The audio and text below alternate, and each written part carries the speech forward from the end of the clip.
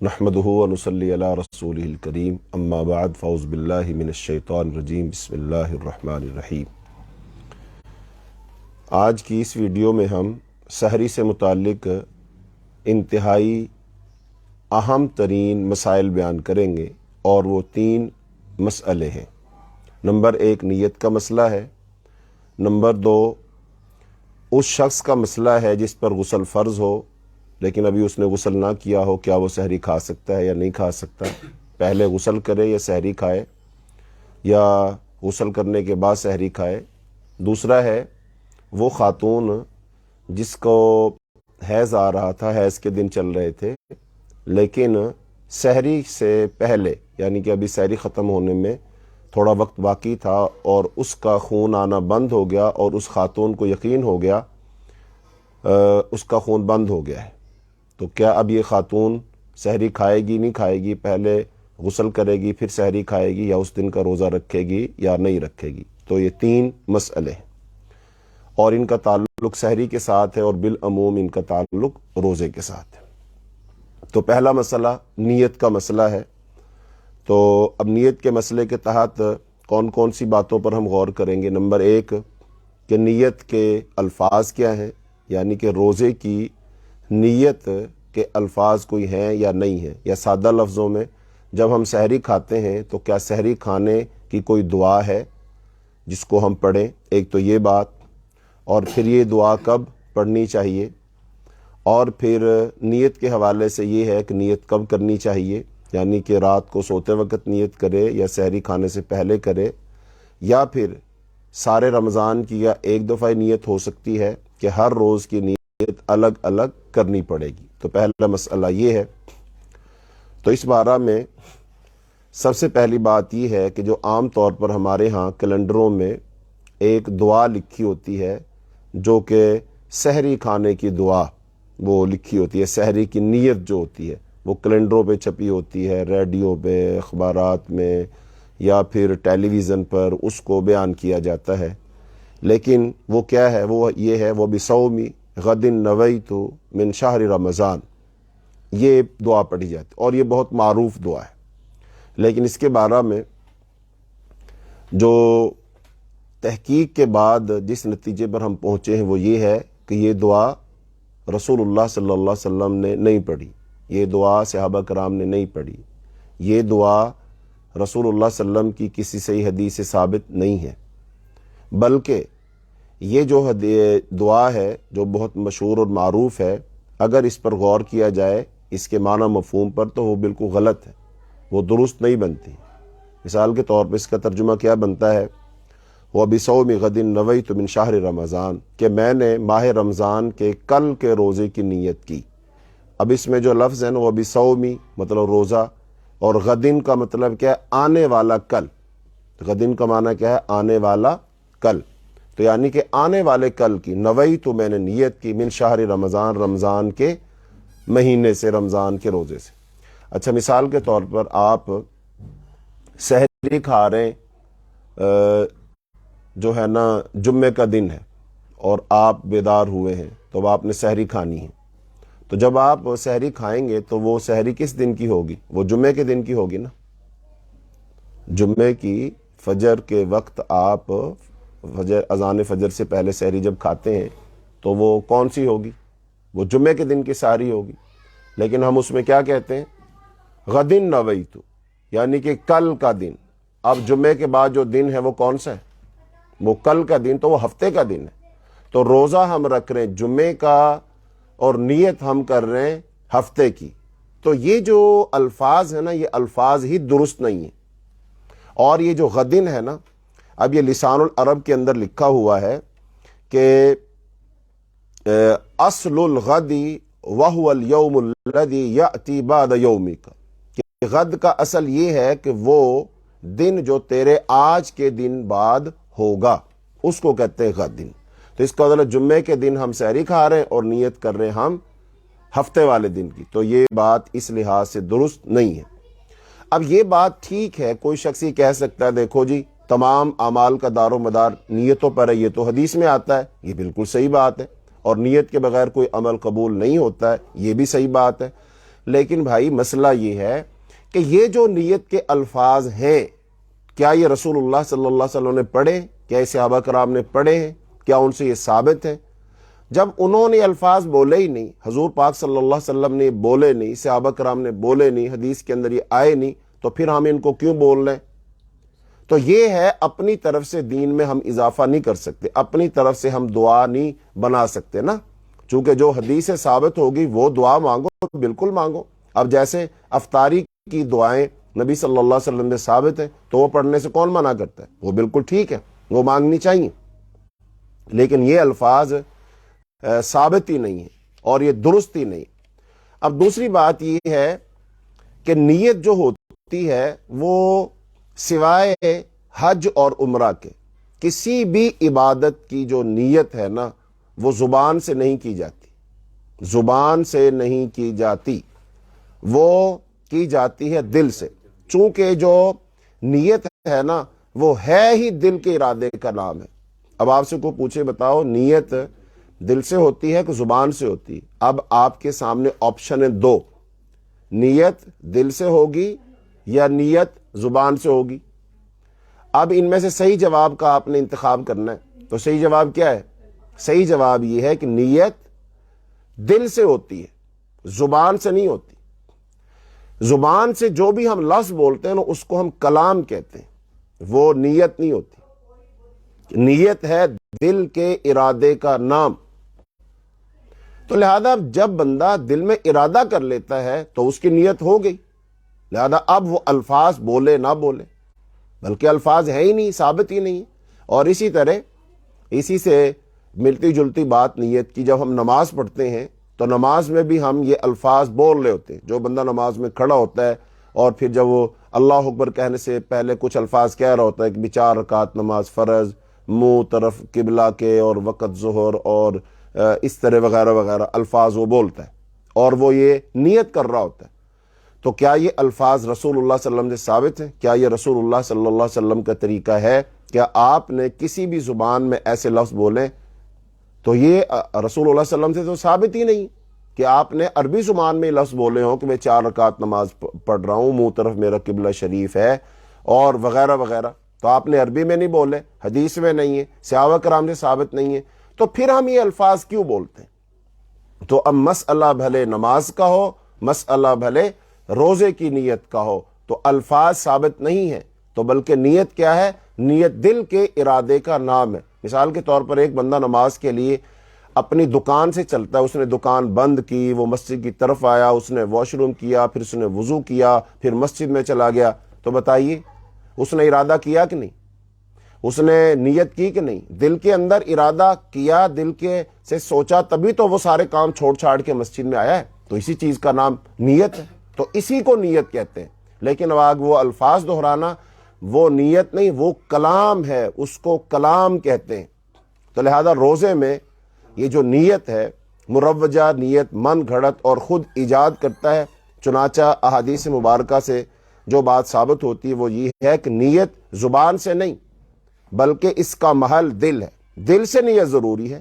اس بات کی شہادت جو ہے نا فقہ کی معتبر کتب ان کے اندر بھی موجود ہے کہ نیت کا محل دل ہے، زبان نہیں ہے۔ لیکن اگر یہ الفاظ زبان سے ادا کر بھی لیے جائیں تو نیت نیت نہیں رہتی بلکہ کلام بن جاتی ہے، جس کا جواز کہیں موجود نہیں ہے۔ تو بہرحال جملہ عبادات جو ہیں اس کے اندر نیت تو کرنی، اس کے بغیر تو کوئی بھی عبادت قابل قبول نہیں ہے۔ تو لہذا لیکن وہ نیت ہوگی کیسے؟ وہ دل سے ہوگی، دل کے ارادے کا نام نیت ہے، زبان سے نہیں ہے۔ اب ہماری بات سے کوئی بھی شخص سننے والا یہ اب مطلب اخذ نہ کرے، ہماری بات کو توڑ کر مروڑ کر پیش نہ کرے کہ ہم نیت کا انکار کر رہے، ہرگز نہیں، حاشا وکلا، ایسی بات نہیں۔ اگر کوئی ایسی بات کرے گا تو وہ اپنی طرف سے بات کرے گا۔ ہم جو بات سمجھانا چاہ رہے ہیں وہ صرف اتنی ہے کہ یہ نیت کے جو الفاظ ہیں، روزے کی چونکہ سحری کی بات ہو رہی خاص طور پر، وَبِصَوْمِ غَدٍ نَوَيْتُ مِنْ شَهْرِ رمضان، یہ الفاظ، یہ نیت کے الفاظ رسول اللہ صلی اللہ علیہ وسلم سے ثابت نہیں ہے، صحابہ کرام سے ثابت نہیں ہے، کسی حدیث کی کتاب میں نہیں ہے۔ تو جب یہ کسی حدیث کی کتاب میں نہیں ہے، صحابہ کرام ثابت نہیں ہے، رسول اللہ صلی اللہ علیہ وسلم ثابت نہیں ہے، تو پھر ہم یہ الفاظ کیوں بولتے ہیں؟ تو یہ ہمیں نہیں بولنے چاہیے۔ پھر وہی سوال پیدا ہوتا ہے کہ پھر اب روزے کی نیت ہم کیسے کریں، اور پھر جب ہم سحری کھاتے ہیں تو پھر اس وقت ہم کیا الفاظ پڑھیں کہ کھانا کھائیں۔ تو بھائی سادہ سی بات ہے، نیت دل کے ارادے کا نام ہے، اور یہ نیت آپ دل کے ارادے دل میں کر لیں گے کہ میں نے روزہ رکھنا ہے، بات ختم ہو گئی۔ اور پھر آپ سحری کھائیں تو بسم اللہ الرحمن الرحیم پڑھ کر، بسم اللہ پڑھ کر آپ کھانا کھائیں، اللہ اللہ اور خیر صلی اللہ۔ اس کے بعد یہ ہے کہ کیا سارے رمضان کی نیت ایک دفعہ ہو سکتی ہے کہ ہر روز نیت کرنی چاہیے؟ تو اس بارے میں گزارش ہے، اس بارے میں دو آراء ہیں، دو باتیں ہیں، اور دونوں کی دونوں ہی صحیح ہیں۔ اور ایک یہ ہے کہ ہر روز بندہ نیت کر لے، بالکل ٹھیک ہے، اور وہ نیت کب کرنی ہے؟ وہ سحری کھانے سے پہلے پہلے نیت کرنی ہے، بھلے وہ شام کو کر لو، تراویح کے ٹائم کر لو، کبھی کر لو، ٹھیک ہے، اور جب آپ بیدار ہوتے ہیں اس وقت کر لو، سحری کھائیں اس وقت دل میں ارادہ کر لو تو بالکل ٹھیک ہے، بلکہ سحری کھانا بذات خود ایک نیت کا ہی وہ جو ہے نا اظہار ہے، تو وہ خود بخود نیت ہو جائے گی۔ اور دوسری یہ ہے کہ آپ روزوں کی نیت یعنی پورے مہینے کی نیت کر سکتے، ایک دفعہ کہ میں جو ہے نا پورا مہینہ روزے رکھوں گا، تو وہ اس کے لیے وہ کافی ہے، ہر روز نہ بھی کرے تو خیر ہے۔ ہاں لیکن اگر رمضان کے درمیان اگر کوئی خاتون ہے اور اس کے مخصوص ایام شروع ہو جاتے ہیں اور وہ روزے چھوڑ دیتی ہے، تو پھر دوبارہ جب وہ روزے شروع کرے گی تو اس کو پھر دوبارہ سے نیت کرنی پڑے گی۔ یا کوئی مرد ہے تو وہ کہیں سفر پر گیا ہے یا کوئی بیمار ہو گیا تھا، تو لہذا اس نے درمیان میں روزے چھوڑ دیے تھے، لہذا اس کو جب دوبارہ روزے شروع کرے تو پھر اس کو نیت کرنی چاہیے۔ تو یہ تو ہوا نیت کا مسئلہ۔ اب دوسرا انتہائی اہم ترین مسئلہ یہ ہے کہ اگر کسی پر غسل فرض ہو اور وہ جو ہے اس کی آنکھ، وہ سو گیا بغیر غسل کیے، سو گیا، اور سو سکتا ہے آدمی بغیر غسل کیے، سو سکتا ہے، ضروری نہیں ہے کہ نہائے، نہا لے تو اچھا ہے۔ دونوں طرح کے جو ہے نا احادیث موجود ہے، رسول اللہ صلی اللہ علیہ وسلم کا عمل موجود ہے کہ آپ اپنی بیویوں کے ساتھ ہم بستری فرماتے تھے، اور کبھی تو آپ غسل کر کے سو جاتے تھے اور کبھی آپ بغیر غسل کیے بھی سو جاتے تھے۔ احادیث کے اندر دونوں طرح کا عمل موجود ہے۔ لہذا اب اگر کوئی شخص، اس نے بیوی کے ساتھ ہم بستری کی ہے اور اس نے وہ غسل نہیں کیا ہے اور وہ سو گیا، اور پھر اس کی آنکھ کھلی ہے فجر کے ٹائم، اب فجر کے ٹائم اس کی جب آنکھ کھلی ہے تو اب ٹائم تھوڑا ہے، ایک تو نا ٹائم وافر ہے، اگر ٹائم وافر ہے تو ٹھیک ہے، پہلے غسل کرے، اور وہ خاتون بھی پہلے غسل کر لے اور پھر اس کے بعد سحری وغیرہ بنائے۔ لیکن اگر ٹائم تھوڑا ہو، وہ دیکھتے ہیں 15-20 منٹ باقی ہیں، تو خاتون نے کھانا بنانا، روٹی وغیرہ بنانی ہے، اور اب کھانی بھی ہے، یہ باہر سے جائے گا، کوئی دہی شہی وغیرہ لائے گا، تو اب یہ کیا کریں؟ پہلے سحری کر لیں، اور سحری مطلب ایسی کر لیں، کوئی مسئلہ نہیں، اسی حالت میں سحری کر لیں، اور پھر اس کے بعد کیا کریں؟ پھر اس کے بعد غسل کریں، پھر نماز پڑھیں۔ چونکہ غسل کرنا فرض، وہ نماز کے لیے، سحری اس کے بغیر بھی کھائی جا سکتی ہے۔ تو ایسے ہی عورت بھی بغیر نہائے سحری بنا بھی سکتی ہے، کھا بھی سکتی ہے، اور یہ مرد بھی بغیر غسل کیے کھا سکتا ہے، پی سکتا ہے، لیکن یہ اس وقت ہم کہہ رہے ہیں کہ جب ان کے پاس ٹائم نہیں ہے، یعنی کہ اگر وہ غسل کرتے ہیں تو سحری کا ٹائم نکل جائے گا تو پھر سحری نہیں کھا سکے، تو اس صورت میں۔ باقی اگر ٹائم ہے، وافر ہے، تو پھر ان دونوں کو غسل کرنا چاہیے، خاتون پہلے غسل کرے اور پھر سحری بنائے، بالکل صحیح ہے، اور وہ مرد بھی پہلے غسل کرے اور پھر اس کے بعد وہ سحری کھائے، بالکل صحیح ہے۔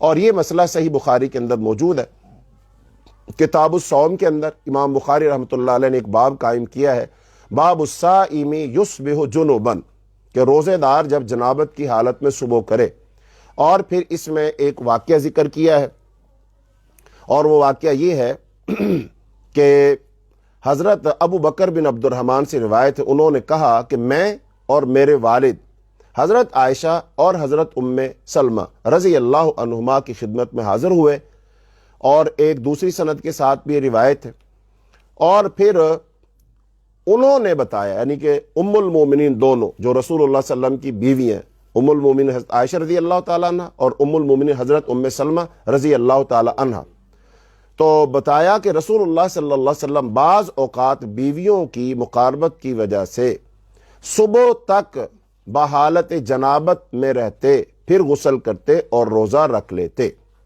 یعنی اب یہ رسول اللہ صلی اللہ علیہ وسلم کا عمل بتایا جا رہا، اور ام المومنین حضرت عائشہ رضی اللہ تعالیٰ عنہ بتا رہی ہیں کہ آپ صلی اللہ علیہ وسلم نے اپنی بیویوں کے ساتھ رات گزاری ہوتی تھی، ہم بستری کی ہوتی تھی، لیکن وہ اسی حالت میں سو جاتے تھے، غسل نہیں کرتے تھے، اور صبح جب جاگتے تھے تو اسی حالت میں آپ کیا کر لیتے تھے؟ اسی حالت میں آپ غسل سحری کھا لیتے تھے اور پھر اس کے بعد آپ غسل فرمایا کرتے تھے۔ یہ حضرت عائشہ رضی اللہ تعالیٰ عنہ اور حضرت ام سلمہ رضی اللہ تعالیٰ عنہ دونوں نے اس بات کی شہادت دی۔ تو لہذا اب اس سے یہ بات سمجھ آ گئی کہ جو جنبی آدمی ہے جس پر غسل فرض ہے تو لہذا وہ سحری پہلے کھا سکتا ہے پھر غسل کر سکتا ہے۔ اور اس کے پیچھے تھوڑا اختلاف ہے، اور اختلاف یہ ہے کہ ابو بکر بن عبد الرحمن کہتے ہیں کہ میں نے حضرت ابو ہریرہ رضی اللہ تعالیٰ سے ایک دفعہ سنا کہ جو شخص صبح کے وقت بحالت جنابت یعنی اس پر غسل فرض ہو وہ روزہ نہ رکھے۔ میں نے اس بات کا ذکر اپنے باپ عبد الرحمن بن حارث سے کیا تو انہوں نے اس موقف کا انکار کیا اور مجھے حضرت عائشہ اور حضرت ام سلمہ رضی اللہ عنہما کے پاس لے گئے۔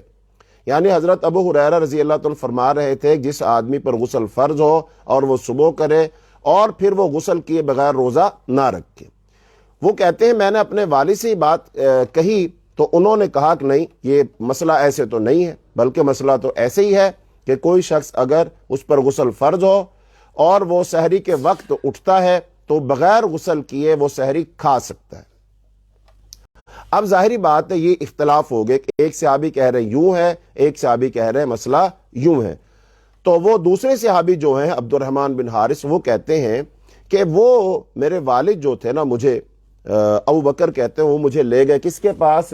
حضرت عائشہ رضی اللہ تعالیٰ عنہ کے پاس اور ام سلمہ کے پاس لے گئے، اور ان دونوں ازواج مطہرات نے فرمایا بسا اوقات رسول اللہ صلی اللہ علیہ وسلم صبح کے وقت بحالت جنابت ہوتے، یعنی غسل فرض ہوتا، رات انہوں نے ہمارے ساتھ بسر کی ہوتی، بیوی سے ہم بستری کی ہوتی، لیکن آپ روزہ رکھ لیتے۔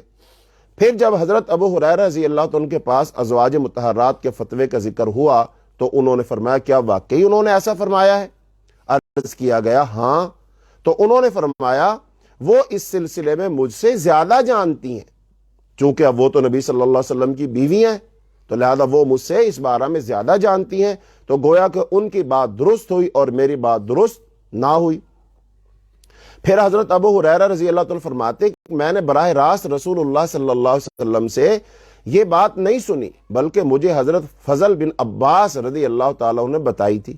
اس کے بعد حضرت ابو ہریرہ رضی اللہ تعالیٰ نے اپنے موقف سے رجوع کر لیا، اور یہاں سے یہ بات بھی معلوم ہو گئی کہ جب صحیح بات آدمی کو معلوم ہو جائے تو پھر اس کو اپنے سابقہ موقف سے رجوع کر لینا چاہیے، جیسا کہ حضرت ابو ہریرہ رضی اللہ تعالیٰ عنہ نے رجوع کر لیا۔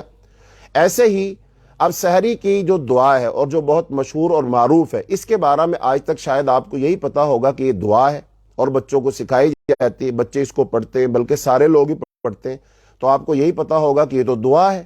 لیکن آج آپ کو یہ پتا چل رہا ہے کہ یہ دعا نہیں ہے، اللہ کے رسول صلی اللہ علیہ وسلم نے یہ دعا نہیں پڑھی ہے، صحابہ کرام نے یہ نہیں پڑھی ہے، حدیث کے اندر یہ الفاظ نہیں آتے کو بصومی غد نویت من شہر رمضان، یہ تو ثابت ہی نہیں ہے۔ تو لہٰذا اب آپ کے پاس علم پہنچ گیا، آپ کو صحیح بات معلوم ہو گئی، تو لہذا ہم سب کو رجوع کر لینا چاہیے، اور یہ اس مسئلہ میں نہیں بلکہ ہر مسئلے کے اندر یہی ہونا چاہیے کہ حضرت ابو ہریرہ رضی اللہ تعالیٰ عنہ نے پہلے یہ فتویٰ دیا تھا جس آدمی پر غسل فرض ہو تو لہٰذا وہ جب تک غسل نہ کرے روزہ نہیں رکھ سکتا، لیکن جب ان کے پاس دلیل پہنچ گئی، رسول اللہ صلی اللہ علیہ وسلم کا عمل پہنچ گیا، حضرت عائشہ رضی اللہ تعالیٰ عنہ اور حضرت ام سلمہ رضی اللہ تعالیٰ عنہ نے بتا دیا کہ اللہ کے رسول بعض دفعہ جنابت کی حالت میں رات گزارتے تھے اور صبح پھر وہ روزہ رکھ لیا کرتے تھے، تو اس کا مطلب حضور پاک صلی اللہ علیہ وسلم کا عمل آ گیا، تو لہٰذا حضور پاک کا عمل آ جانے کے بعد پھر ہر شخص کو اپنی رائے چھوڑ دینی چاہیے، اور حضرت ابو ہریرہ رضی اللہ تعالیٰ نے بھی یہی کیا۔ اور پھر حضرت ابو ہریرہ رضی اللہ تعالیٰ لوگوں کو فتویٰ دیتے تھے کہ جو بحالت جنابت صبح کرے وہ اس دن روزہ نہ رکھے، لیکن یہ حکم بعد میں منسوخ ہو گیا۔ البتہ حضرت ابو ہریرہ رضی اللہ تعالیٰ کو اس حکم کے منسوخ ہونے کا علم نہ ہوا، اس لیے اپنے علم کے مطابق فتویٰ دیتے رہے۔ پھر جب انہیں صحیح صورتحال کا علم ہوا تو اپنے فتوے سے رجوع کر لیا، اور اہل علم کی یہی شان ہے کہ جب انہیں صحیح بات معلوم ہو جائے تو اسے اختیار کر لیتے ہیں۔ تو لہٰذا اب جنبی کے بارے میں کیا مسئلہ ثابت ہوا؟ جس آدمی پر غسل فرض ہو اس کے بارے میں کیا مسئلہ ثابت ہوا کہ اگر وقت تھوڑا ہو تو اس کے پیش نظر جس طرح جنبی آدمی روزہ رکھنے کے بعد غسل کر سکتا ہے، اسی طرح ایک اور مسئلہ وہ بھی حل ہو جائے گا. وہ کیا ہے؟ اگر کوئی خاتون ایسی ہو کہ جس کے ایام مخصوصہ چل رہے ہو، حیض کے دن چل رہے ہو، لیکن پھر کیا ہو کہ اس کو پتا چلے کہ یہ میرا آخری دن تھا، یا اس کو یقین ہو گیا کہ اب میرا خون آنا بند ہو گیا ہے، اور وہ کتنا پہلے؟ سحری کا وقت ختم ہونے سے 5 منٹ پہلے، 10 منٹ پہلے، یا اتنا وقت پہلے جس میں وہ تھوڑا بہت کھا کے سحری کر سکتی ہے. اس کو یقین ہو گیا، شک شبہ نہیں، یقین ہو گیا کہ میرا خون بند ہو گیا، تو ایسی خاتون پر روزہ اس دن کا فرض ہے. اس کو وہ اس دن کا روزہ نہیں چھوڑنا چاہیے. لیکن صورتحال اب یہاں وہی پھر پیدا ہوگی کہ اس نے تو ابھی غسل نہیں کیا، اب اس کے پاس وقت اتنا سا ہے، اگر وہ غسل کرنے لگتی ہے تو وہ 2 4 5 منٹ جو ہے وہ غسل میں لگ جائیں گے، اور پھر وہ سحری کا وقت ختم ہو جائے گا، تو پھر وہ بغیر کھائے سے روزہ رکھے گی. تو لہذا اس کے لیے بھی مسئلہ یہی ہے کہ وہ اب کیا کرے؟ پہلے وہ کھانا کھا لے، سحری کر لے، اور پھر اس کے بعد غسل کرے، اور پھر اس کے بعد وہ نماز وغیرہ پڑھ لے. یہی مسئلہ نمازوں کا بھی ہوگا. یعنی کہ اگر ایک خاتون کو پتا ہے کہ میرا جو حیض کا خون ہے وہ بند ہو گیا تھا ظہر کی نماز کا وقت ختم ہونے سے پہلے پہلے، تو اس کا مطلب یہ ہے یہ اس کا اور اللہ کا معاملہ ہے. لہذا اس خاتون کو وہ نماز نہیں چھوڑنی چاہیے، اس کو غسل کر لینے کے بعد ظہر کی نماز بھی پڑھنی چاہیے، اور پھر عصر کی نماز بھی پڑھنی چاہیے. تو یہ 3 انتہائی اہم مسئلے تھے سحری کے حوالے سے. ایک نمبر 1 سحری کی نیت کا مسئلہ، اور دوسرا مسئلہ ہے کہ جس شخص پر غسل فرض ہو، اگر اس کے پاس وقت تھوڑا ہو، سحری کا وقت ختم ہو رہا ہو، تو کیا وہ بغیر نہائے غسل کیے وہ روزہ رکھ سکتا ہے، سحری کھا سکتا ہے. اسی طرح خاتون سحری بنا سکتی ہے، سحری کھا سکتی ہے. ایسے وہ عورت جس کا حیض کے ایام ختم ہو رہے ہوں اور اس پر بھی غسل فرض ہوتا ہے، لیکن اگر سحری کا وقت تھوڑا ہے، اس کا خون بند ہو گیا، اس کو یقین ہو گیا ہے، تو کیا اب وہ بغیر غسل کی سحری کھا سکتی ہے؟ تو وہ سحری کھا سکتی ہے. اللہ رب العالمین سے دعا ہے اللہ تعالی ہمیں قرآن و حدیث کو سننے، اس پر عمل کرنے کی توفیق عطا فرمائے. وآخر دعوانا ان الحمد للہ رب العالمین. آخر میں آپ سب سے گزارش ہے کہ اس طرح کی ہماری جو دینی رہنمائی پر مشتمل ویڈیوز ہیں اور قرآن و سنت سے خالص قرآن و سنت کی تعلیمات ہم آپ لوگوں تک پہنچاتے ہیں، تو اس کو عام کرنے کے لیے، دوسروں تک پہنچانے کے لیے نیکی کی غرض سے آپ ہمارے چینل کو سبسکرائب بھی کریں اور آگے شیئر بھی کریں. اور ہمارے چینل کا نام ہے کہف اسٹوڈیو TIT 82، اور اگر آپ لکھیں گے پروفیسر طاہر اسلام طاہر تو پھر بھی آ جائے گا. تو اللہ تعالیٰ سے دعا ہے اللہ تعالیٰ ہمیں خیر کے کام کرنے اور اس پر عمل کرنے کی توفیق عطا فرمائے. یہ ہمارا YouTube چینل ہے، تو YouTube چینل کا لنک بھی آپ کو بتا دیا گیا، Kahf studio TIT 82 by professor Tahir Islam Tahir. اگر آپ نے سرچ کرنا ہو تو آپ طاہر اسلام طاہر بھی لکھ سکتے ہیں، TIT 82 یہ لکھ سکتے ہیں، لیکن TIT بڑے لفظوں میں لکھیں گے، یا کہف اسٹوڈیو TIT 82 لکھ سکتے ہیں، تو انشاءاللہ الرحمن آپ چینل تک پہنچ جائیں گے. اللہ تعالی ہم سب کا حامی و ناصر ہو اور ہم سب کا خاتمہ بالخیر فرمائے. السلام علیکم ورحمۃ اللہ وبرکاتہ.